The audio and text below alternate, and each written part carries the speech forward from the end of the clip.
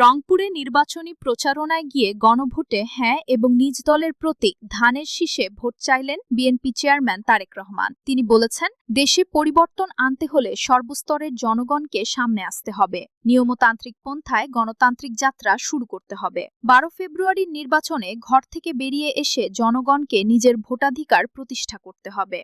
শুক্রবার 30 জানুয়ারি রাতে রংপুর কালেক্টরেট ঈদগাহ মাঠে আয়োজিত নির্বাচনী জনসভায় দেয়া বক্তৃতায় তিনি এসব কথা বলেন। তারেক রহমান বলেন, বিএনপি সংস্কার নিয়ে কোনো লুকোছাপা করেনি, যেখানে দ্বিমত আছে তা প্রকাশ্যে বলেছে। স্বাক্ষরিত জুলাই সনদকে সম্মান করতে হবে।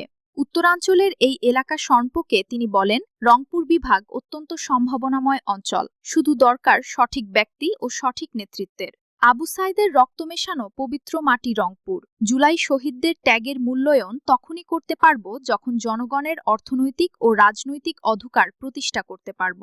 আগামী নির্বাচনে জয়ী হয়ে সরকার গঠন করলে তিস্তা মহাপরিকল্পনা বাস্তবায়ন করার ঘোষণাও দেন বিএনপি চেয়ারম্যান।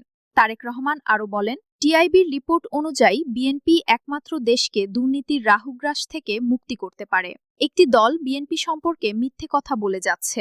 বিএনপি খারাপ হয়ে থাকলে কেন জোট সরকারে ছিল জামায়াতের 2 মন্ত্রী? দলটির মাথা খারাপ হয়ে গেছে, নয়তো তাদের নেতৃত্ব আবোল তাবোল কথা বলছে। ষড়যন্ত্রের জবাব দেবার সময় এসেছে।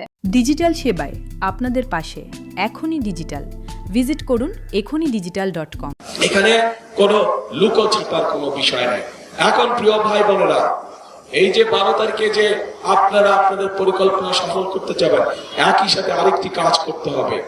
এই যেই অধিকার ফিরানোর জন্য আবু সাইদ নিজের জীবনকে উৎসর্গ করেছে, চট্টগ্রামে ওয়াসিম নিজের জীবনকে উৎসর্গ করেছে, এরকম হাজারো মানুষ যারা নিজের জীবনকে উৎসর্গ করেছে, তাদের মানুষের ভোটের অধিকার, কথা বলার অধিকার, অর্থনৈতিক অধিকার প্রতিষ্ঠার মাধ্যমে যেমন তাদের এই জীবন উৎসর্গকে আমরা মূল্যায়ন করতে পারবো, একইভাবে তাদের জীবন উৎসর্গকে মূল্যায়ন করতে হলে আমরা যে জুলাই সনদে স্বাক্ষর করেছি, সেই জুলাই সনদকে আমাদের সম্মান করতে হবে। এবং সেজন্যই আপনাদের সকলকে অনুরোধ করব যে ধানের শীষে যেমন সিলটা দিবেন 12 তারিখে, একই সাথে আপনাকে যে দ্বিতীয় ব্যালট পেপারটা দিবে হ্যাঁ এবং না, সেখানে হায়ের পক্ষে দয়া করে আপনারা রায় দিবেন। মনে থাকবে তো প্রিয় ভাই বোনেরা? 5 তারিখে, আগস্টের 5 তারিখে পরিবর্তন হয়েছে দেশে।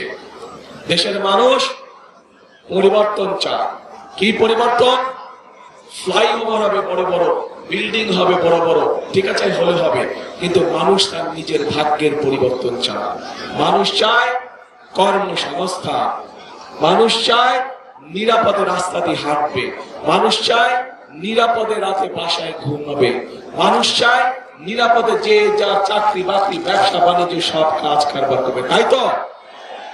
কাজে সেই নিরাপদ ব্যবস্থা যদি তৈরি করতে হয়, তাহলে আপনাদেরকে সমর্থন লাগবে। আপনাদের সমর্থন থাকলে সেই নিরাপদ ব্যবস্থা ইনশাআল্লাহ বিএনপি বাংলাদেশে প্রতিষ্ঠিত করতে পারবে। কারণ বিএনপির অতীত ইতিহাস আছে। দেশের আইন শৃঙ্খলা কিভাবে নিয়ন্ত্রণ করতে হয় সেটি বিএনপি একমাত্র অতীতে দেখিয়েছে।